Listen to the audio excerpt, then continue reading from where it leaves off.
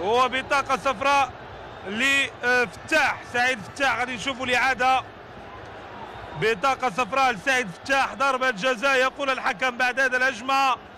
هجمة للنهضة البركانية في الوقت بدل الضائع من الجولة الأولى.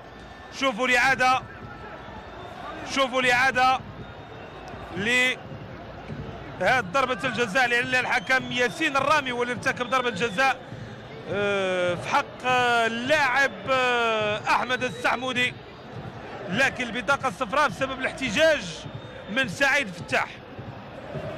ضربة جزاء بعد تدخل من اللاعب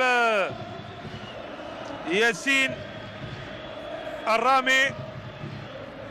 نقطة آخر في عمر هذه الجولة الأولى. عبد المولى بن رابح في عملية التنفيذ. النهضة البركانية في أبرز محاولة لها مباشرة أمام نادي المياغري وأمام فريق الوداد.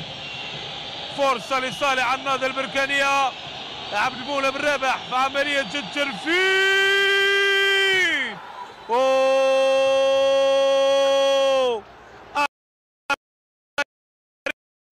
يسجل